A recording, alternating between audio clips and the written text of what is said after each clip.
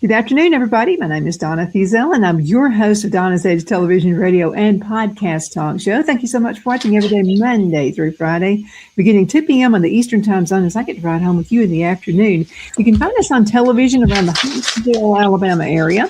There you can find us on Channel 182 on Charter Communications. Another way you can find us is on Abundance Television, which is found on Roku, Apple TV, and Amazon Fire. And don't forget the podcast on thenewscasters.com. Got more ways we're going to be able to fire it at you as well. I'll be talking to you about that in just about 2 weeks. So we're going to be broadening out a little bit further. Continue checking us out on all the social media sites. We're on X, we're on MeWe, we're on all of them.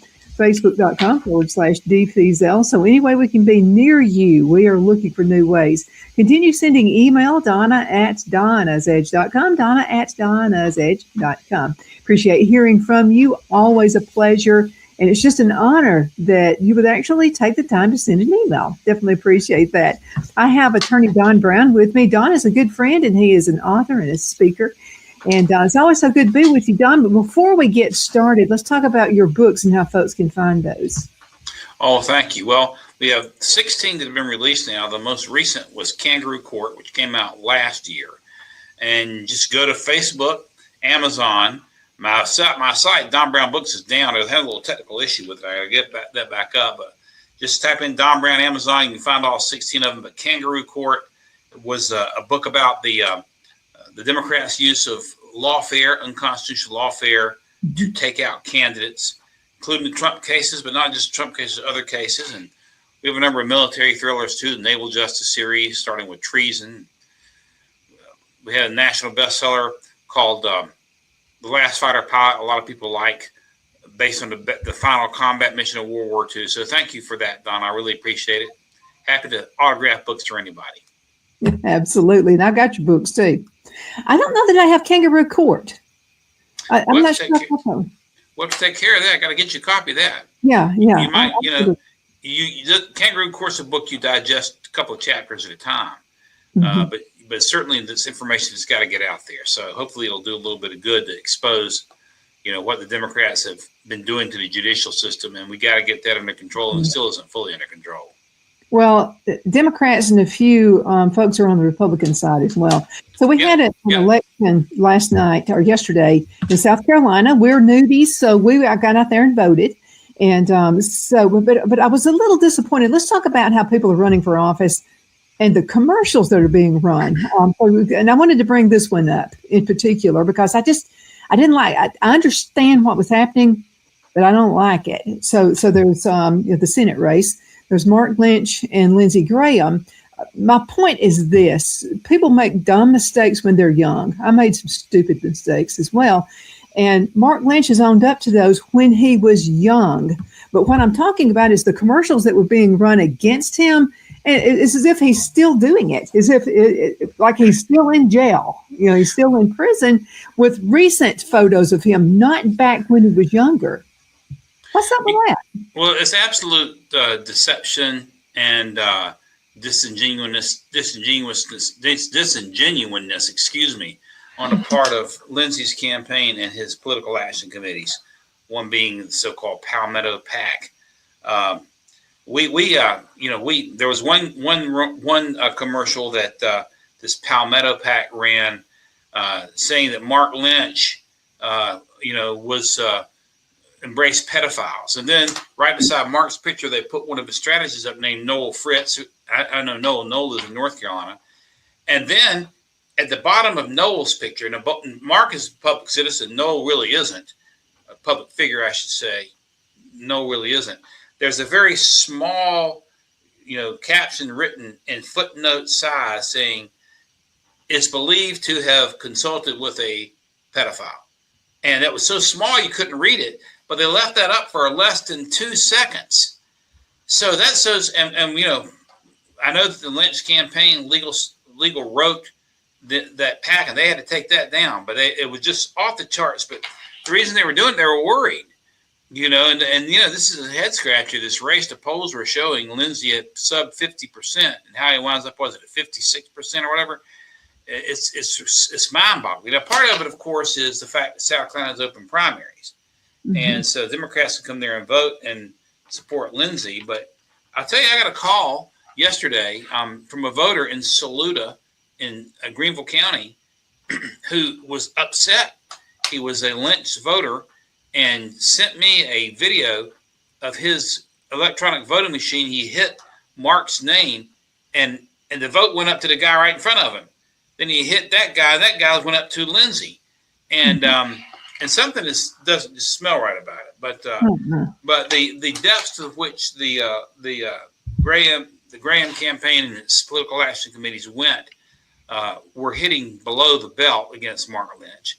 And you're right. That was 100 years ago when Mark was involved with that. He's come out. He's taken ownership of it. We've all done things we wish we'd not done. And, I'd say maybe it's a good thing people aren't shining the light on some of the things Lindsey's up to, if you know what I mean. But it is a dirty, rotten type of thing. South Carolina needs to tighten its primaries down and do away with this open primary system where Democrats can vote. North Carolina has it where independents can vote. That's one thing. But having the Democrats be able to vote as they can in the South Carolina primary, just pick and vote, is something that needs to come to an end. I hope that I'm not overly optimistic, but I hope to see it happen. I've lived in South Carolina, love South Carolina. I hope to see that. And I'm a member of the bar, so I hope to see that happen. Yeah, well, it's obvious the way that turns out, and it's done by design. So I don't know. But what were some of the biggest surprises in yesterday's election? Well, I thought Ralph Norman was going to pull a little stronger than he did in the South Carolina's governor's race. I know Ralph. He's a good, solid fiscal conservative. Of course, Trump's endorsement for the lieutenant governor was a powerful thing. And I don't know her. I know the Attorney General, Alan Wilson. Alan's father was Joe Wilson, the guy who said, "You lied" to Obama back all those years ago. That's going to be an interesting race. I'm surprised Ralph. I thought Ralph was going to be a little closer into that. But, it's the other thing that was, I'm not sure I'm surprised by this, but maybe I'm a little bit that Nancy Mace, finished as low as she did in the South Carolina governor's race. But, she may have some popularity around Charleston, but that doesn't necessarily translate to popularity around the state. And I'm thinking, in our Senate race, we finished 2 out of 7. We did better than, some better known folks in our sister state there. So it kind of puts things in perspective. I wasn't surprised by a whole lot. I wish that I were surprised about the overwhelming number of Democrats that voted for Plattner up in Maine. Guy who's a Nazi and a communist. I wish I were surprised at that. I'm not surprised, of course, what's happened to the Democrat Party, but I wish that I were. And that's probably the biggest takeaway. I was watching Hannity last night. He was saying, well, the Democrats might try to get rid of Plattner, but Plattner's got to agree to be gotten rid of, and he ain't going to do that. And so you're going to have Plattner, who's a communist, against Susan Collins, who's a rhino, and you're going to have one of those much lesser two evil choices in Maine coming up in November. It's going to see how that plays out. But those are the things that I sort of took away, I think, from South Carolina and Maine. And, of course, in California, the problem out there is they let every Tom, Dick, and Harry legal, illegal, whatever, vote. They send ballots out to every address, and then they ballot harvest. And the situation out there, even though it looks like Steve Hilton now is in the top 2, and that's a surprise. I didn't think that would happen if that's how it winds up. The cynical part of me believes they let him in the top 2 because they know that if you're in the top 2 against a Democrat in California, you don't stand a snowbird's chance in hell. The only way California could win a governor's race these days is to have only Republicans in this banana Republic primary thing they have. So, we got a long way to go. Interesting. I think I mentioned that I got a call from this Lindsey voter yesterday who sent me the video of this machine, and it reinforces. And he's not the only one that this happened to, and it reinforces my belief we got to get away from these machines. because it happened with that guy. We have reports of it happening elsewhere. And of course, the media says, we can't confirm this. Well, I can confirm it because the guy talked to me, called me on the phone, and was very, very upset about it just minutes after it happened. And they sent over the video to me, and I've seen it. We got to make some changes. I think that there is not a lot of confidence in the system right now. No, and these ballot marking computer voting machines are part of the reason. I'll just leave it at that. And, Mark would have had to have gotten Lindsey into a runoff to taking him down. They were trying to avoid that at all costs. And somehow, some way, he seemed to wind up at 6% over where, he needed to avoid a runoff. But having said that, a sitting United States senator who's been there for 20 some years, only pulling 56% in his own party says a lot too. Oh, it most certainly does. And it's a big game of chess from the Democrats to the Republicans because they know they can get in. They want to get out the lesser, the one they're afraid of. I think they were probably more afraid of Mark Lynch, than they are Graham. So I think that's why you saw a lot of Democrats probably coming in voting for Graham because they figure they can beat him. So let's talk about the opponent. Let's talk about the Democrat opponent. How do you think that's going to fare out between Graham and the Democrat? I don't think South Carolina is going to vote for a Democrat in the general election. Although, Lindsey's problem, though, however, is that there's not a lot of enthusiasm for him within the Republican Party. Back to the point, he's a sitting senator from 20 some years, very powerful because of the time he's been there, gotten extremely rich, endorsed by Trump, endorsed by Tim Scott and a host of others, and still only draws 56%. I don't believe South Carolina will go red, will go blue in the U.S. Senate race, not with that guy anyway. But at the same time, you want to be a stronger incumbent than Lindsey Graham to be really assured of that. Those are my thoughts. Do you feel, in a sense, the Senate race is more important than the governor's race? Do you feel like there's a little more pull? It depends on the state. Now, for example, in North Carolina, the governor, the legislature has veto authority, and the U.S. senator probably, it depends really. The power of the position depends on longevity with the Senate. And so in Lindsey's case, because he's been there 20 years, he's fairly powerful within the Republican caucus, and Tim Scott is getting that way as well. And so whoever replaces Henry McMaster, my buddy Henry, whoever replaces Henry will have less power than the sitting U.S. senator in South Carolina, simply because of the longevity they've got. Strom Thurmond, whether he was governor or senator, was the most powerful man in South Carolina, no matter what office he was in. And a lot of times it has to do with the personality of the individual as much as anything else. Now, governors, like Henry said when I was with him a couple of years ago at an event, he said, there are 100 senators and only 50 governors, and us governors got to stick together. And they do have a lot of influence and power. They appoint members to commissions, and really that's one of the most powerful things governors do. In North Carolina, for example, the governor appoints all these members to the education board, which is a bad situation because you have a liberal governor appointing a bunch of nutcases. Conservative governors are going to make better appointments. And that's where their power lies to a large degree, is the appointments they make to these executive positions within the government itself, whether it's to SLED or in South Carolina or, to the Department of Justice in North Carolina or Fisheries Commission, which ought to be eliminated in North Carolina. It depends. They have the authority to do that, and these bureaucrats make rules. So they do have a lot of authority. But I don't think whether it's Pence Everett or Alan Wilson, I don't think their power is going to. I think that Graham and Scott will be wielding more power and influence simply because of the time they've been in the Senate, for what it's worth. That's not necessarily a good thing. That's just my observation. Well, and your observation is correct, because what I've noticed throughout the years, it really depends on the governor. In the state of Alabama, you can just forget it. Mama Ivy she's a talking head. I mean, she is definitely a Joe Biden in female form. But then again, you have Florida, because that governor speaks out. That governor speaks out for his constituents. I just never felt really comfortable with the way it works in the state of Alabama. State of Alabama claims to be red, but really they're purple. Yeah. Well, I mean, look at Kay Ivey. The sooner she's out of office, the better. And you see a lot of that in North Carolina also. I mean, the governors the Democrats have dominated the governor's mansion. They haven't.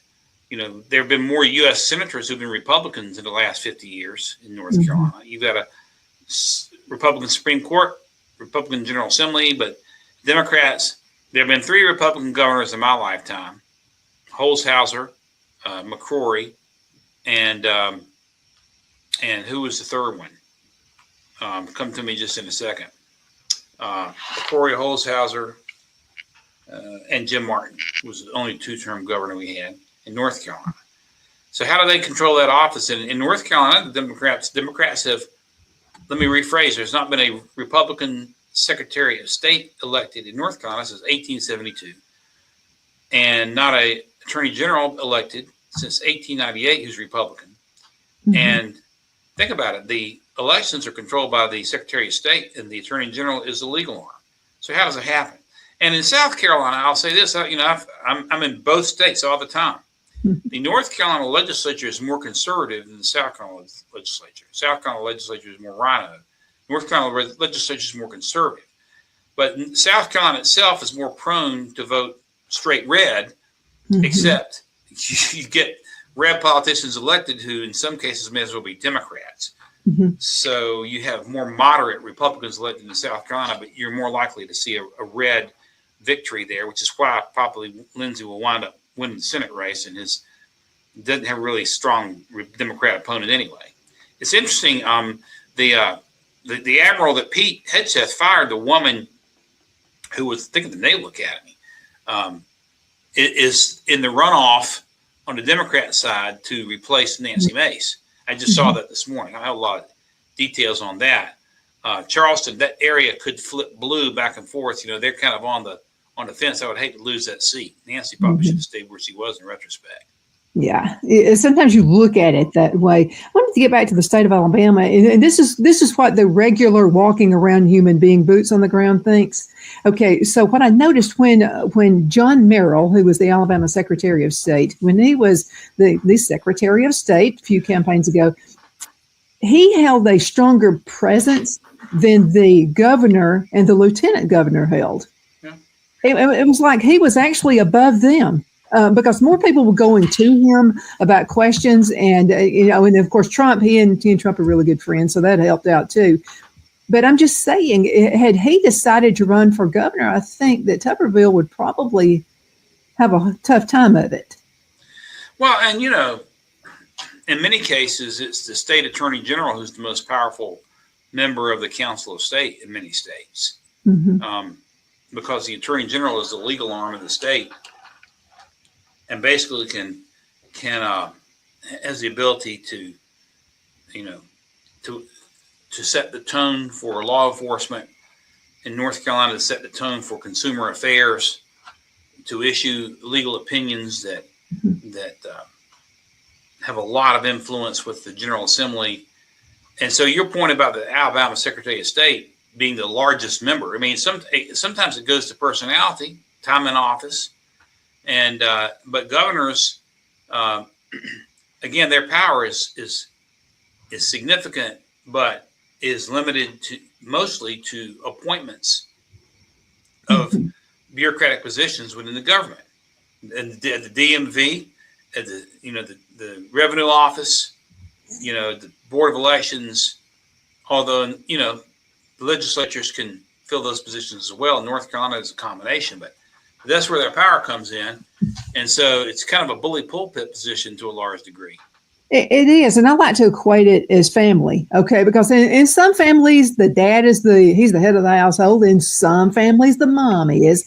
And then in more families, the kids are the head of the household. And I think government's the same way. It all depends on personality, like you just said. It depends on that. And their willingness to get things done, because when COVID hit, Mama Ivy was the governor. she had very little pull, but then the Alabama Secretary of State, John Merrill, had more than anybody. And after the election, other Secretary of States were inviting him to come out and ask how he did it.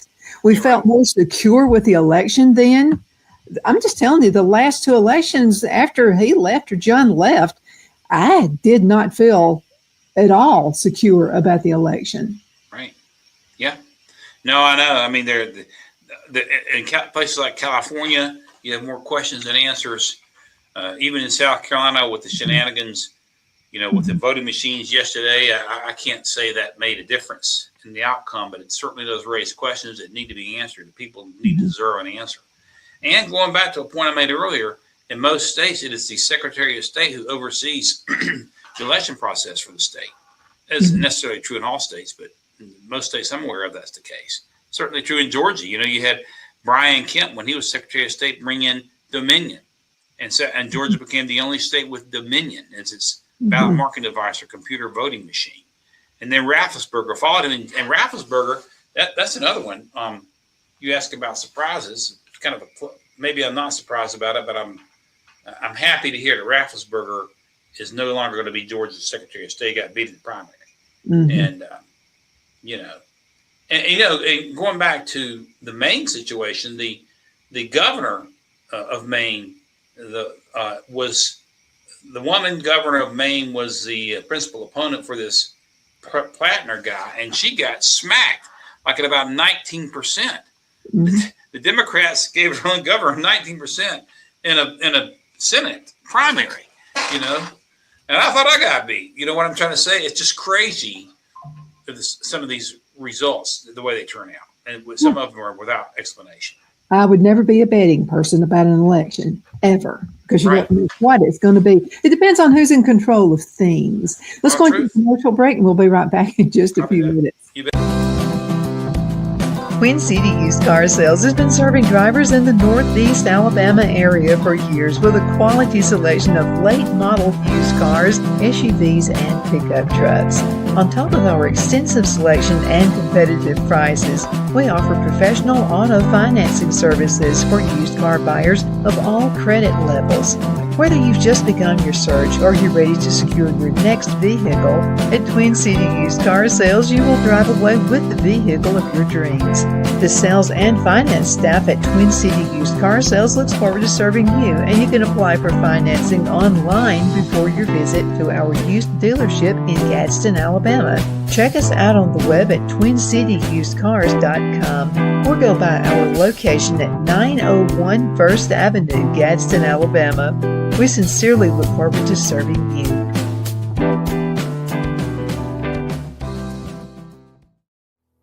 Finding the right home isn't just about bedrooms and square footage. It's about comfort, security, and the feeling you get the moment you walk through the door. That's why so many families across Greenwood and the Lakelands area trust Jenny Ferguson with Keller Williams. And I'll tell you from personal experience, Jenny was my realtor, and she truly cares about her clients.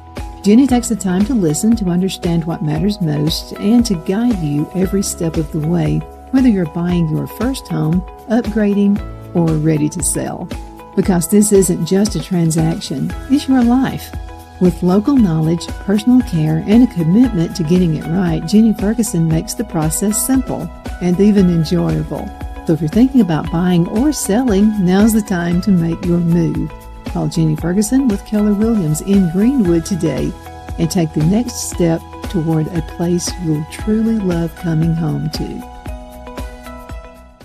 Lowe's knows that the projects you build in spring are the ones you can't wait to share. It's why we make sure you have our best deals with My Lowe's Rewards, and that you get help from people who've been there, done that. Try this. This spring, we'll help you build something rewarding. Hey, Stan. What's up? I made you something. Oh, thank you. And I got something for you. You grew these? Of course. Lowe's knows how to help you spring. Okay, we are back. My name is Donna, and I'm your host of Donna's Edge television, radio, and podcast talk show. Thank you so much for being with us Monday through Friday, beginning at 2 p.m. on the Eastern Time Zone. So I get to ride home with you in the afternoon. Donna, I saved a cup. This is a mug right here. This is 21 years ago when the show began. And so far, this is the only one I could find that didn't have a chip on it. So as soon as the show is over, I'm going to throw it back into the china cabinet again. Well, but anyway, this is when it started 21 years ago. We're real proud. And it's all because it's nothing to do with me. It's all because we have the absolute most wonderful guests on this show. And Don Brown is one of them. And Don Brown is a good friend. Don, let's talk a little bit more about the governor's race, and then we'll go into other things. But the governor's race, okay, so Pamela Evette and Alan Wilson. I was at a toss-up with those two. I didn't know where to go, really. What are your thoughts about how that turned out? Well, I know Alan. I don't know Pamela. He's been a pretty solid attorney general. Pamela came up through the legislature. She was Henry's choice. I'm not sure which one is really more conservative. It goes back to a point I made in another segment. South Carolina is more Republican than North Carolina, but it's not more conservative. That's kind of sounds paradoxical in some ways. No, I get it.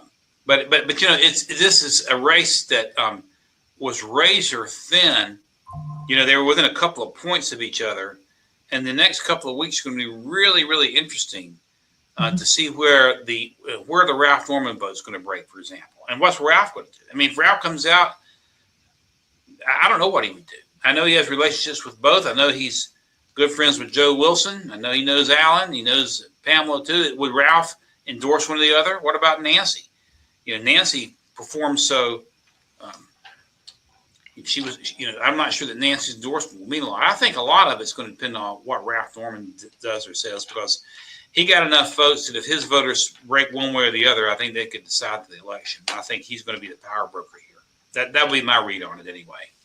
Okay, I want to get back to advertising one more time. And this is my gig. I sell advertising, okay? I totally get it. But I don't like the way things are shadowed. So I want to use Pamela for an example. Some of the ads, did you see some of those? I haven't seen any of her ads, no.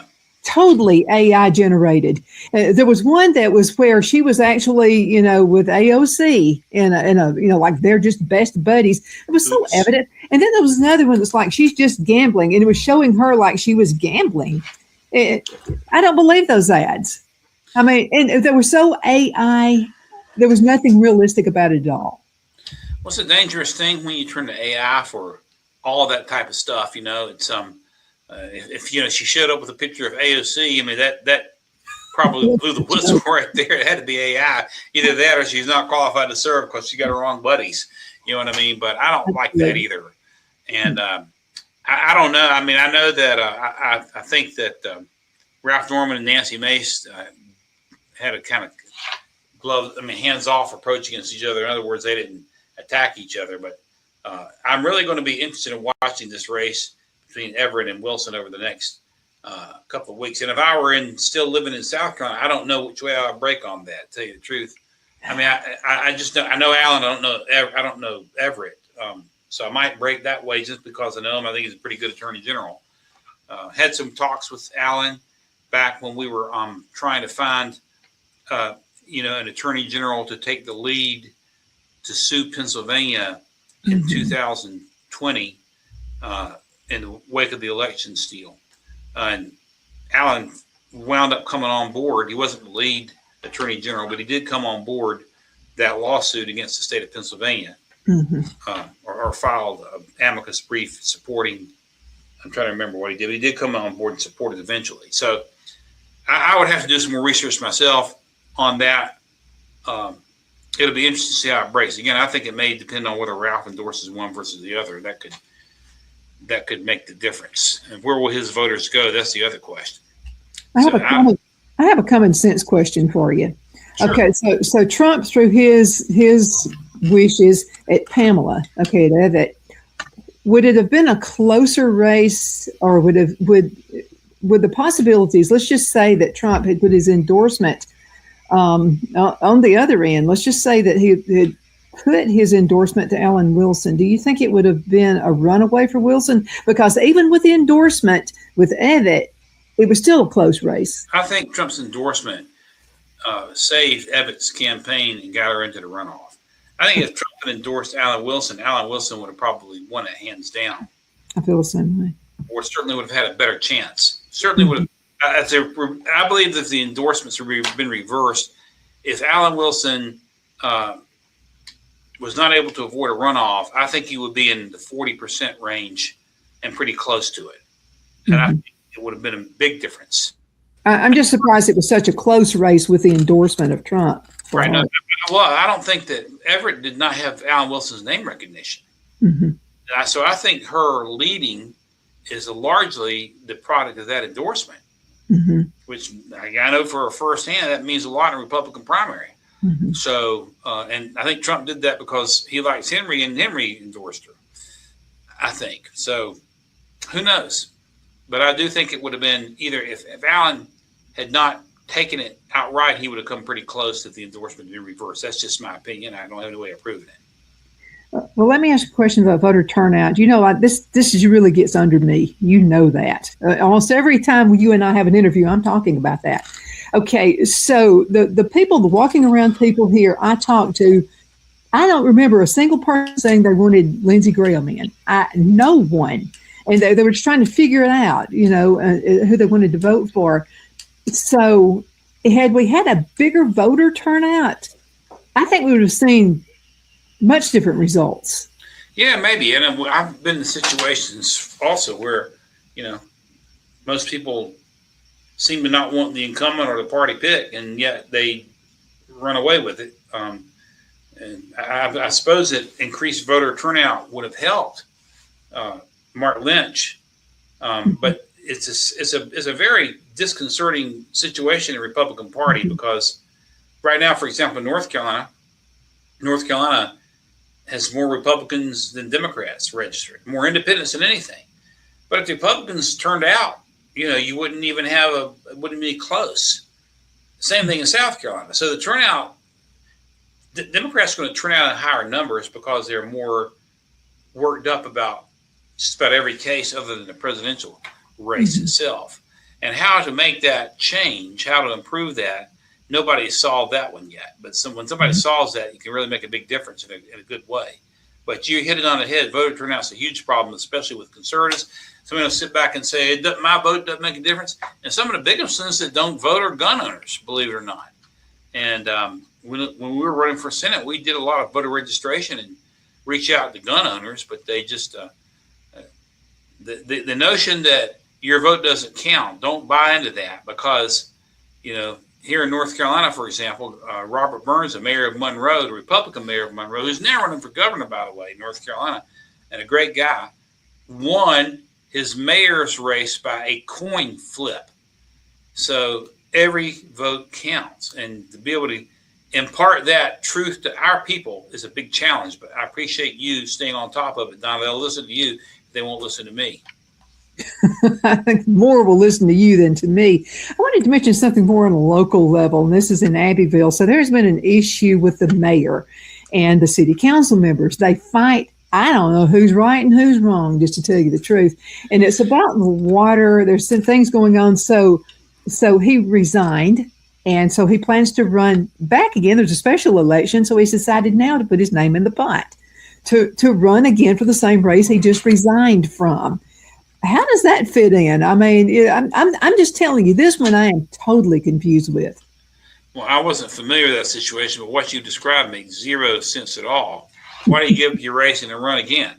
Unless maybe he thinks in his head that the public is behind him on this issue and he will get a larger mandate than before. That's the only thing I think of. But other than that, I mean, he may be thinking the wrong way. I have no idea what he's thinking. We do see a lot of these squabbles between city councils and mayors a bit, and particularly when the city councils are one party, the mayors are another. I take it they're all Republican down there. Is that correct? Yeah. Yeah. So they're getting a squabble over soil and water and everything else. So that makes no sense. But some of the most vicious catfights that we see in politics are at the local level for sure. You know, I mean, you run for a national office. Those guys like Lindsey Graham and members of the Congress are in Washington half the year, but the local elected officials are right there and catching all the fire.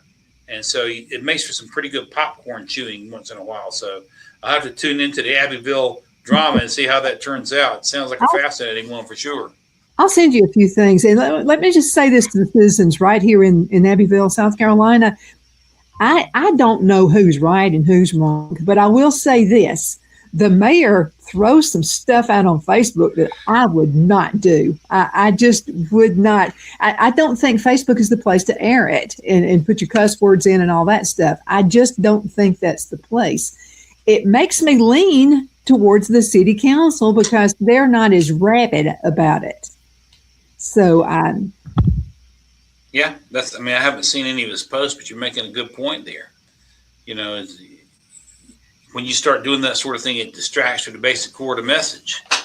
And that doesn't make much more sense than resigning and running immediately in a special election. So who knows? Well, there's a difference between being passionate about what you believe and just being a nutcase about it. I mean, there's a huge difference. Well, if you think about it, if you resign and then run in the special election, you're forcing the taxpayers to pay for a special election. And you're forcing, poll workers to come out. You're forcing the machines to be re-energized, although I don't like the machines. And so you could make the argument that's not the best use of taxpayer money to force a special election because you resign. And, that's just another point that one wonders why he's doing what he's doing, because a lot of people are going to have to spend a lot of time and the town's going to have to spend some money because of it. So why would you do it? I don't have the answer. Maybe you can ask him. He won't come on the show. He does not trust the media whatsoever. As a matter of fact, someone interviewed him from Greenville, South Carolina, and he took a screenshot of something and threw that out there. And so he just won't come on the show. But I would love to have a civil conversation with him. Maybe we can get a couple of council members on. Who knows? That's an interesting drama you described there. It's going to be fascinating to see how it resolves itself. Okay, I'd like to talk to you maybe about the show for this. And this is the war that's going on in Iran right now and President Trump and some of the decisions that have been made. How confident are you about the decisions President Trump has made? Well, I wish in retrospect that rather than going into this long period of negotiations, he just finished it off. Because now what we're seeing is they shot down a Apache helicopter and it appears to rev itself up again. Mm-hmm. What I'd like to see the president do is finish it off and let's get out. And what I mean by that is go get the uranium and kill the mullahs. And that's the only way you're going to solve the situation. The situation has got to be resolved because, gas prices are dropping a little bit in the last couple of weeks. That's a good thing. But they need to get down below $3 to help Republicans in the midterms. And it's all related to the Iranian war, even though we don't get our oil from the Persian Gulf. The speculators and wildcatters will use anything as an opportunity to run the prices up. So I would like to finish with a heavy hand, get the job done, and then get out as soon as possible. People ask, what would you have done? Well, I'll tell folks, I no longer have access to classified information. So I don't know what they saw. It appears that after the last summer's attack on the nuclear site by those B-2 bombers and the Navy submarines firing, I got to get the Navy in there firing missiles as well. It appears that their nuclear program had been largely decimated, but they started rebuilding it. And there were attempts, by U.S. negotiators in Geneva to talk them off the ledge, and they were defiant. And that led to the initial strikes. I think he went in on March the 1st, if I'm not mistaken, Saturday night, Sunday morning. And the situation had been quiet for like the last month as they attempted to negotiate. I'm one who doesn't believe you can negotiate with this regime. I think you just got to kill them. I don't think so either. I don't know what, but I wanted to say this. Okay, we've had wars that have been much longer than this. I mean, nobody likes a war, even if it's for one day. You don't like a war. I'm thinking he's not getting enough respect about this thing. If it ended tomorrow, it's still one of the shortest wars we've ever had. Yeah, and of course there has not been, nor do I believe there will be, a massive commitment of troops on the ground, which makes it entirely different from the forever wars for Vietnam and Afghanistan and Iraq. Mm-hmm. Years and years and years and years. But you have massive troops on the ground. There's no I don't believe that's going to happen, which distinguishes it. It's more like a military operation than a war, because we're not bringing the Army in. It's the Navy and the Air Force primarily that are prosecuting it. And it's a use of words too, because those, of course, someone else was president at the time. Those were called conflicts instead of wars. Well, so, they were called conflicts. They were also they were called conflicts. Don, I apologize. I didn't mean to interrupt you, but they were called conflicts, and there were boots on the ground, lots of them. Conflict. Give me a break.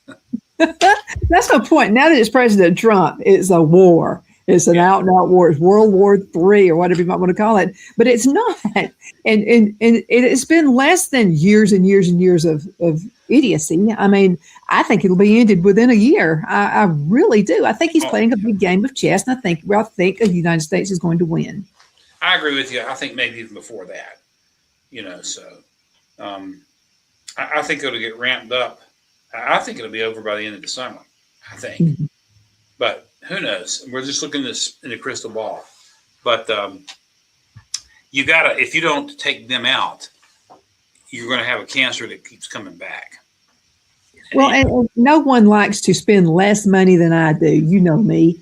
So, but what I'm saying is I'm willing to pay more for gasoline rather than us to get the bomb dropped on the United States. Right. Of course. I'm willing to do that. That's right. But you're thinking rationally, Donna. Most voters are not going to think rationally. They're going to say, my prices are up. I'm going to vote for the Democrat. And of course, if they were thinking, they'd know that voting for the Democrats is absolutely the worst thing they could do for inflation and for the economy, because Democrats drive the economy into the ground every time you give them a little bit of power. But people don't think rationally. That's the challenge we're facing. Yeah, absolutely. Let's go into a commercial break. Time flies. We'll be right back in just a few minutes. I'm excited to announce our Christmas extravaganza is finally here. Get this season's flannel sheets for as low as $59.98. They won't last long, so get them while you can. Our famous My Slippers, they haven't been on sale for over a year. Regularly $119.98, now only $59.98. Our 6-piece towel sets are back in stock with extremely limited quantities, only $29.98. With hundreds of MyPillow products, there's something for everyone on your Christmas list. Bathrobes, duvets, quilts, down comforters, and so much more. So go to MyPillow.com or call the number on your screen. Use your promo code to save on all MyPillow products. For example, flannel sheets for as low as $59.98. Or our 6-piece towel sets, just $29.98. But that's not all. I'm extending our 60-day money-back guarantee until March 1st of 2025. Plus, all orders over $75 or more ship absolutely free. Good afternoon. We are back. My name is Donna, and I'm your host of Donna's Edge Television, Radio, and Podcast Talk Show. I think I'll take a few more sips out of this 21-year-old coffee cup before I break it, like I just smashed the rest of them. Not meaning to, but I don't want any cracks on this one. This is like I'm saving this one. So one more sip, okay, then I'm putting it back. There we go. I've got Attorney Don Brown with me. Don, you, by the way, thank you for your service. I can never thank you enough about that. So I went to a honeybee meeting last. I'm a beekeeper, and so I went to this meeting last night. This guy has on a hat, cap, and so I thanked him for his service. I do that every time I see someone who has been in the military of any form whatsoever. I thank you for your service. I mean, we would not be, even with all the gripes and even all the fights and all the stuff that we all do amongst each other, we wouldn't be the same country without your service.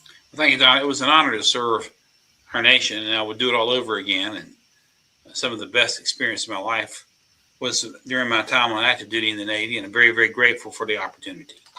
And encourage any young person to consider a military service. It's you cannot go wrong. My son is coming up on 10 years, and he made a great decision also. He's in a situation now when he's thinking about what he's going to do. He's going to stay or go to MBA school, but it's been a great, great, great experience for him also. And I think it's important to learn a little bit about patriotism. We're not teaching enough in our schools. Learn how to salute the flag, to learn a little bit about chain of command and authority. And these are some of the most important life lessons that the military teaches. So I recommend it for all. If you're a senior in high school and you're thinking about where you want to do, or if you're even in college, think about the Navy. Of course, I'll pitch the Navy first, but my dad was in the Army. My son's in the Army. They're all honorable. And thanks for bringing that up, Donna. It means a lot to me. Oh, absolutely. We have a big anniversary coming up July 4th, but I wanted to mention the difference between what I'm seeing now versus in 1976. I was a senior in high school, the bicentennial. And I remember everybody was wearing red, white, and blue. It was like, I made jewelry back then, sold jewelry. I made who knows how many chokers made out of love beads, red, white, and blue. It's just like that was the color. I'm not seeing that same patriotism. I mean, I'm seeing a lot, but not as much as I did back in the day. What do you think that's all about? Well, that's the product of foolish Democrat policymaking. And a lot of it is foolish Democrat immigration policies. With the Hart-Sellers Act in 1965, signed by Lyndon Johnson, opened the floodgates of immigration for every Tom, Dick, and Harry. And at the same time, that Hart-Sellers Act is where this blockchain immigration came from. And so you have cultures in this country that are not really American, who are here because of the economics of it. But you have that. You have a group of people controlling the Democrat Party that want the Constitution ended for various reasons. And so even though there is a patriotic fervor, I agree with you. It isn't what it was in 76 for sure. Now, we are coming in now. It's June the 10th as we record this program today. We're still a month or so. Well, let me see. We're about 3 weeks away now, aren't we? So we'll see if it picks up a little bit in the next 3 weeks. I hope so. But I agree with you. It isn't what it was 50 years ago. Hard to believe it's been 50 years already. But on the other hand, I want to say this. So we've got the house painted on the outside. And so it's a guy, he's from Mexico, and his team were painting the house. He is an American citizen. He has all the papers. He is licensed. He has insurance, the whole works. I'll have to say this guy did an awesome job. So somehow we got on the topic of politics. This guy loves the country. So you have a lot of folks who have come in the right way who would not go back. Yeah. They love it here. Right. And like I said, I think those who have come the right way for the right reasons, first generation immigrants can make the very best citizens because they've come because they want to taste freedom. They know they didn't have it where they were when they get here and they realize what they got. They appreciate it. And you see that with a lot of folks coming from Cuba, for example, who were part of that Castro regime. And many coming from South America as well. And even some from Eastern Europe feel that way.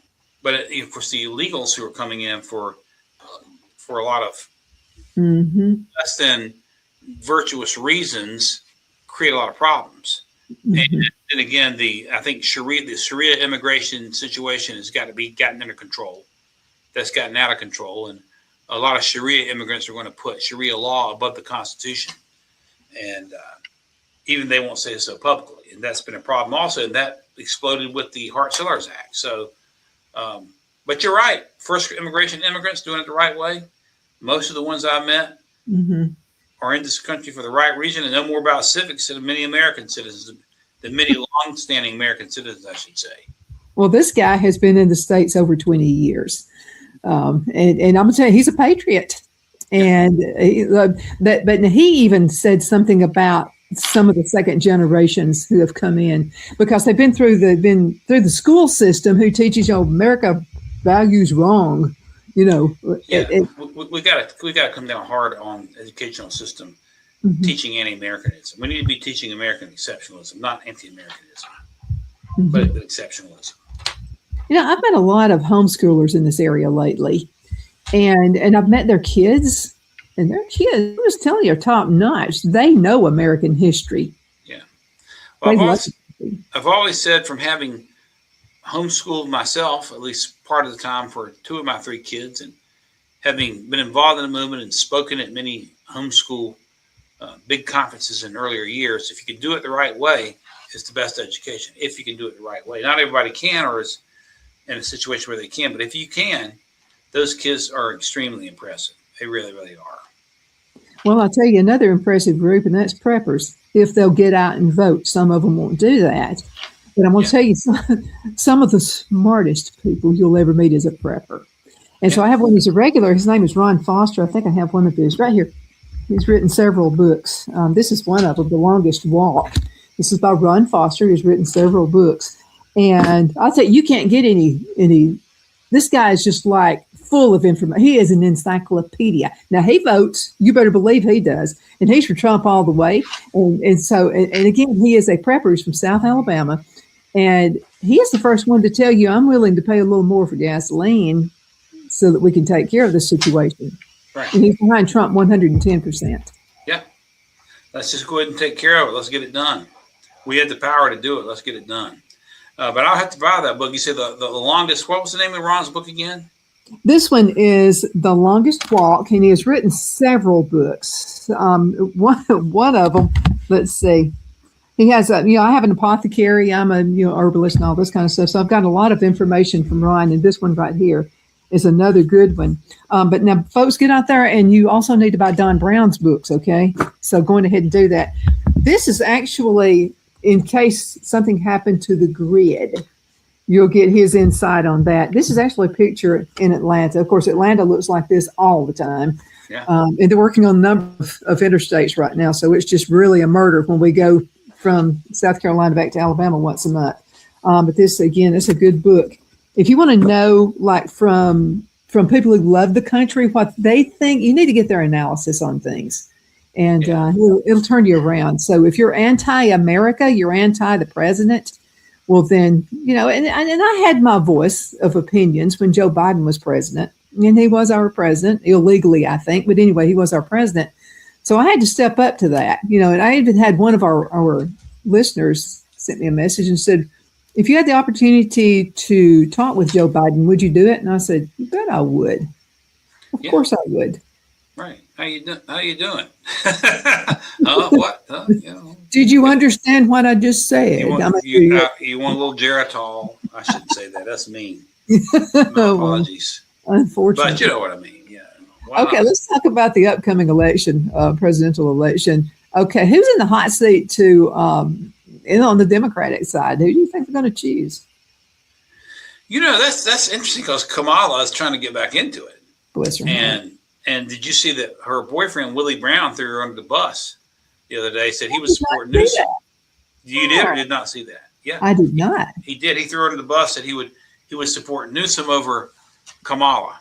But she's trying to jump in. Newsom's trying to jump in. And then you got the nutcases in the party like AOC.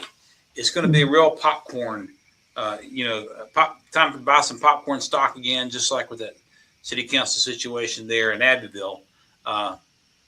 I don't know. Trying to predict how the Democrat Party is going to break, you would think they would try to find somebody that looks moderate. You would think. But the party itself but you can't find any Democrats who are that way, other than maybe Fetterman. He's not going to run. But they've drifting so far. Look what they've done in New York City with Mondami. Look at the fool they just nominated in Maine. And I don't even know that Newsom would fall into the range for the radical Democrats anymore. And he's been a disaster of a governor, and he talks out of both ends of his mouth. But he may be, he's got his problem. He's a white guy, a white, male, and they're not going to want that, And so I see them. My prediction is they're going to move to the left, even of Newsom. Could Kamala stand a chance again? I have no idea. Remember, I don't really think so. She wasn't nominated before by the convention through voting. She was defeated soundly when she tried to run for president before by Biden and dropped out early and hasn't proven herself to be able to win in a primary. I don't know how strong she would be if she tried to enter in Iowa and New Hampshire and try to run the race. But the voters in the Democratic primary are so radical that I expect they're going to find somebody more radical than what we've seen. That's what I would guess. I think AOC is going to be the one. There you go. Yeah, exactly. But I kind of miss the days of Kamala. I mean, you and I had fun.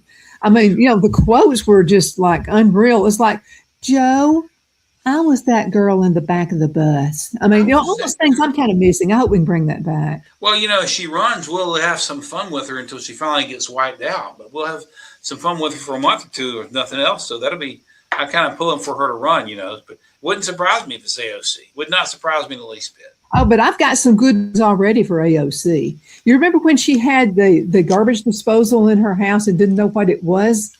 And she was all excited about that. You remember those videos? We're going to bring those in if she does. I've got some already. I'm ready to go for it. I could see AOC and Mondami on the ticket, to be honest with you. I could see that from them. Yeah, it's going to have to be. But, Tulsi would have been a perfect person for them. I would have been more concerned about Trump winning had they put her in. Yeah, right, exactly. But see, the problem there is you're looking at somebody who is traditionally kind of moderate. You just can't find them anymore. And they drum those people out of the party. Here in North Carolina, Trish Cotham was a Democrat member of the General Assembly from Mecklenburg County. They were so violent coming after her on a right to life and everything else. She switched parties. Even we had on the Charlotte City Council, Carla Cunningham switched parties. You have people switching parties, and I saw someone else just the other day. I should have made a note of it.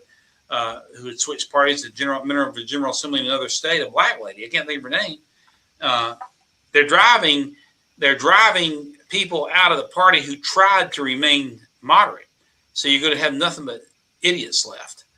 And I think that's what you're going to see in the 2028 election cycle. And the good news is that might help us more, whether it's Rubio or whether it's JD or whoever it might be. I hope it's Rubio.